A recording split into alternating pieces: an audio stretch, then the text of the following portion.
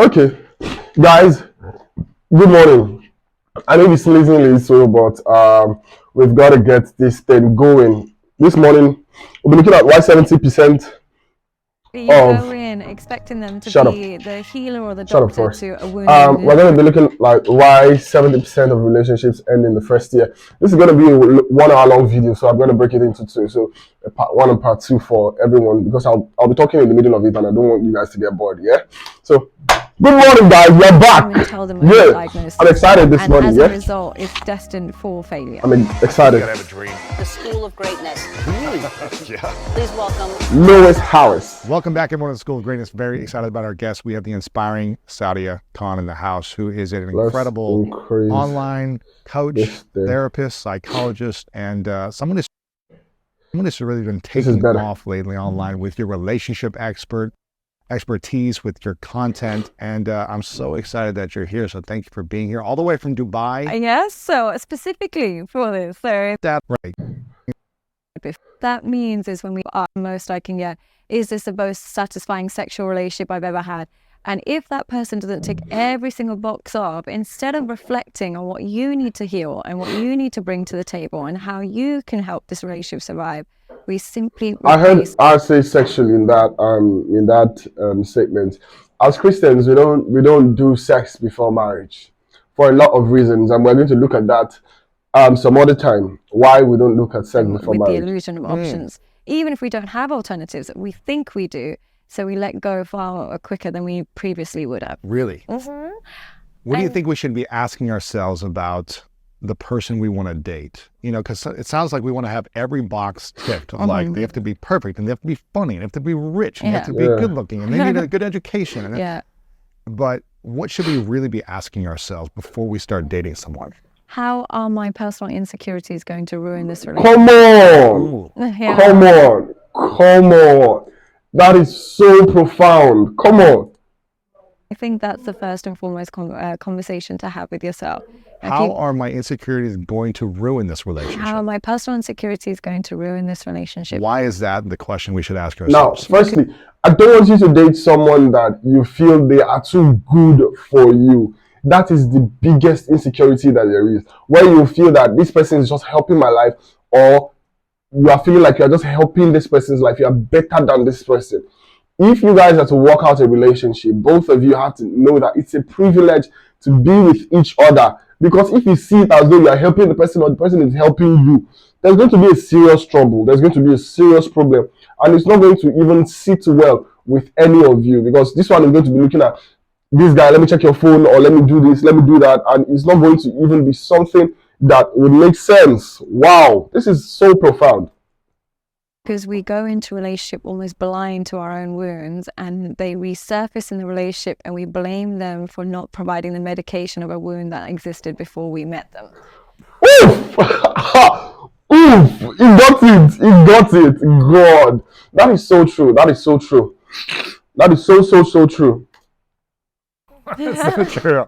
Wow. Yeah, so what I mean by that is, say, for example, you grew up financially insecure and you meet a partner who's actually really nice to you, but he might not be able to soothe all your financial insecurities. You immediately think he's not good enough. Or you go into a relationship being addicted to pornography, and then you meet a woman who's actually just at your right level, but you're so used to a hypersexualized, promiscuous woman that you find her boring. Or you go into a relationship not being able to communicate, and then you meet somebody else who's not also communicating, and you don't voice your concerns. So I would say, ask yourself, how are your insecurities going to ruin this relationship? She mentioned something about wounds. A lot of us are going on with a lot of baggage. There is more emotional instability among the young ones right now than there has been ever. Like ever. And I get to think that, how did we even get here? A lot of people are finding connections, a lot of people are finding emotional balance, a lot of people are finding this emotional security, and you cannot get that with another person. You have to get it with yourself first, and when you get it with yourself, you would be sure to know that, okay, this is something I have, then I can project it to the other person. If you have not fully healed from a past relationship wound, please don't go into another. Don't go into another, because you're going to break the person and you're going to make the person feel a lot less of themselves than they actually are. How do I create a buffer so that doesn't occur? So when we're aware, because a lot of us, we go into a relationship not thinking where we have insecurities or that we're broken. Yeah. We're just like, well, the previous relationship didn't work because of them. Yeah. It was their fault, or they did this, but really it always comes back to us. We chose something, we didn't see something early on, we let something slide, we didn't create a boundary, we abandoned ourselves, we didn't communicate consciously, whatever it is. Yeah. Now, I think what they're trying to say is that every glitch in a relationship, every break, every common separate decision that is made, or every separation, that's the word that I'm looking for. Every separation that is made is based on your own personal deficiency, not the other person. The other person may have their own, but you have to look at yourself and say that this is what I brought upon myself. This is what I did to myself. This is how I made something feel bad. This is how I make this person feel bad. Not projecting it to the other person like as though the other person was bad in that sense. And it takes a lot of responsibility on us, because sometimes we feel like we are better than the person that left the relationship.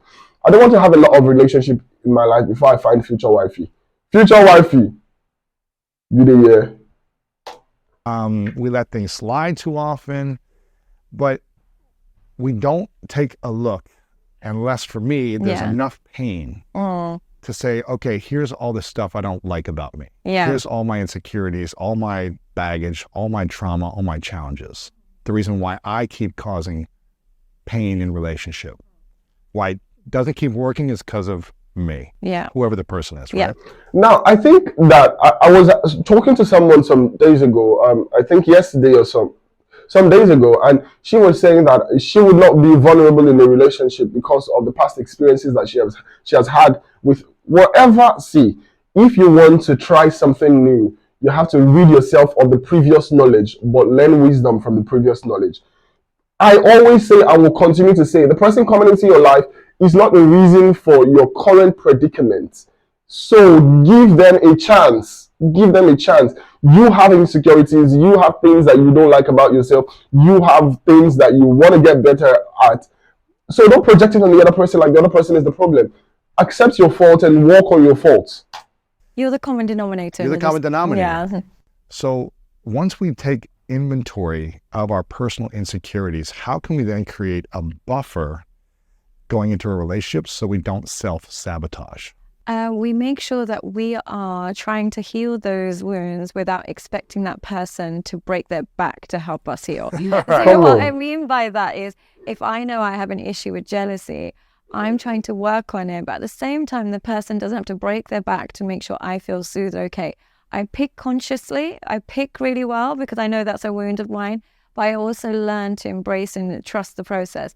Now, when you go in wounded and expect the person to provide you medication, but you don't even tell them what disease you have, we are then going to punish them for everything they do. Oh my gosh, that's the worst feeling. I honestly, and I've done it many times. Yeah, you've done it in relationships. Yeah, of course. I've had that experience to myself in relationships. It's not fun. Unfortunately, you go in expecting them to be the healer or the doctor to a wound that you didn't create, but you don't even tell them your diagnosis. And as a result, it's destined for failure. And they're not the expert at healing that wound. And they didn't cause it. They didn't cause it. They didn't cause it. Why do so many, I'm not going to generalize, but it seems like a lot of women that you hear about with content online. Yeah. Why do we see so many women causing frustration in their relationship when they start dating a man based on a wound that someone else did, not the man in front of them? Have mercy on me. Don't do this because to me. We've created a generation of narcissistic women. And what's happened is the rise of social media and the rise of online dating and the rise of feminism has taught women that they are not to blame for any poor choices. Every poor choice is glamorized. So if you want to be a sex worker, it's great. If you want to post in bikini pictures online, it's fine. If you want to be in with it, every poor choice is glamorized, and every internal reflection is seen as gaslighting yourself. So they've even got terms for internal reflection to prevent it happening. And so what will happen is they are trained to not reflect on themselves because we've been told we've been oppressed for so many years. Now it's time to make sure we project. And so we don't take any accountability. And as a result, when we get into relationships, if we don't feel completely soothed all the time, he must be a narcissist. He must be a manipulator. He must be gaslighting. He, rather than I. And unfortunately, we've got an online market that caters to that wounded woman, that caters to that entitled woman, and caters to that narcissistic woman. And it's so wild to me that so many women talk about narcissism, but the society today is just catering to narcissistic women. If I post a picture online, a bikini picture online, there's nothing my husband can do that could compete with that level of attention. Impossible. The compliments, the attention, the messaging, that you're so sexy and beautiful, and all these different things from thousands of people, millions of men around the world who have money and all these things. Yeah, and there's nothing he can do. He can't post online and get the same reaction. And also, he can't give me the same level of validation. Oh my gosh. So what's happened is we've created a setup in society that means men have to compete with a level of validation they can't compete with. And if they go online, if they join Tinder, that night they can have so many more options than a man can, because we've got filters and we've got all of these. Again, I really am privy to this myself. I'm a filter queen. So, but the thing. No, wow. This is so profound. She's saying that there is no level of attention and no level of validation that can come from another one man to you that would be up to the level of validation you get online or on social media that would satisfy you. That means that you have to have a self-validation. Like, you have to know that I'm beautiful, I'm good, I'm gorgeous, I'm there, so. I was talking to someone, and this person was telling me how great she was. I don't even know what she has been told. There are people that I talk to and they say, okay, my dad told me I'm gorgeous. I'm like, that is so beautiful, because you now don't need self-validation from another person, right? Things I can do to manipulate male validation. To get more attention from men. Just soothe myself and to remind myself I'm above this. I don't need him. I can replace him. It's something men actually can't do, so they have to rely on pornography for that. They replace us with pornography and we replace them with likes. Oh, come on. Wow. How did this happen? Like, why do you think, is this a values thing, a lack of values thing? Is this okay, if I feel wounded or I feel some type of trauma, I need an emotional release, and so this makes me feel good, and then it's just a slippery slope into more and more? How does this start, and when does it end? I think it comes from the fact that we've created a culture that whenever there's a problem, there's a temporary solution that doesn't get rid of the root. So what I mean by that is, if there's a problem with intimacy for men and they're not getting women, there's pornography. If there's a problem of low self-esteem in women because they don't have meaning and purpose, they